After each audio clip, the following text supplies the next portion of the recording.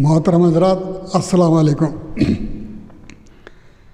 अभी बीजेपी ने 195 लोकसभा के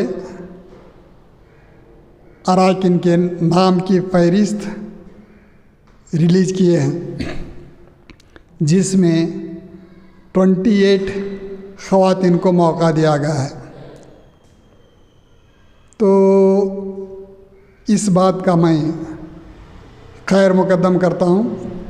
वजह ये कि सबसे पहले इतनी बड़ी लिस्ट डिक्लेयर करने वाली ये अव्वल पार्टी है। तो 28 के बजाय 98 अगर महिलाओं को प्रोत्साहन दिया जाता तो अच्छा होता। हो सकता है महिलाएं टिकट नहीं मांगे हो सकता है बीजेपी वाले नहीं दिए हों। तो बराबर 50% महिलाओं का जब किरदार है, संख्या है, तो उनको बराबर का हिस्सा मिलना ये मैं हर पार्टी से मांग करता हूँ और हमारी पार्टी से महिलाओं को भी उनकी इख्तियार की दाद देता हूँ। सवाल यह है कि अब बीजेपी पार्टी एक सेक्युलर पार्टी होने के नाते मुसलमानों को टिकट नहीं दी, तो इसकी वजह वही बता सकती है। क्योंकि मुख्तार अब्बास नकवी हैं, शाहनवाज हुसैन हैं, कर्नाटका में अब्दुल अजीम साहब हैं, ऐसा कई एक मुसलमान सालों साल बीजेपी के खिदमत करते आए हैं। तो ऐसी हालत में मुसलमानों को भी कम से कम 10% टिकट देते तो 405 की संख्या पार हो सकते। अब नहीं दिए हैं, ये उनकी पार्टी का मामला है। दूसरी पार्टियां मुत्तहिद हो रहे हैं, उनका भी मैं खैर मुकद्दम करता हूं। अब चंद पार्टियां अपने आप में लड़ रहे हैं, उनका भी खैर मुकद्दम करता हूं। अल्लाह की मेहरबानी हमारी पार्टी को अरुणाचल प्रदेश, सिक्किम, दिल्ली, कर्नाटक को कॉमन निशान ग्लास दिया गया है।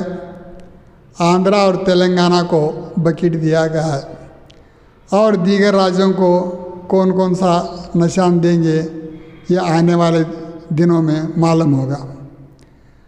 बहरहाल बीजेपी वालों ने 195 में 33 लोगों को टिकट से महरूम किया है।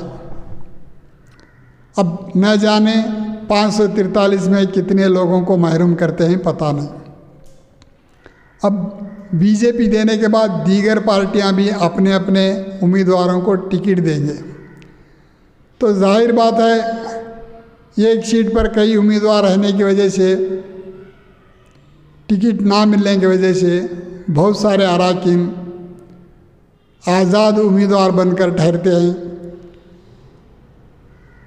और चंद लोग लोकल पार्टियों से समझौता कर लेते हैं। इन तमाम बातों से अगर आपको तसल्ली नहीं है तो रुकन पार्लियामेंट या रुकन असम्बली बनने वाले अरकान हमसे तबादले ख्याल करके हमारी पार्टी नवरंग कांग्रेस पार्टी का बी फॉर्म ले सकते हैं। इसके लिए 9731269463 ये मेरा नंबर है।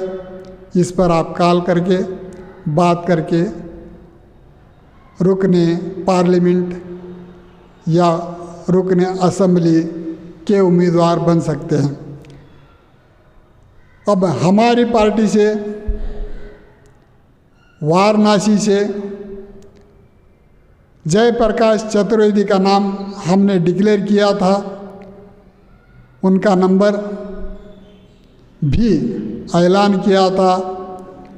वो एक मिलिट्री के अफसर थे, जाने माने नेता थे, ब्राह्मण थे।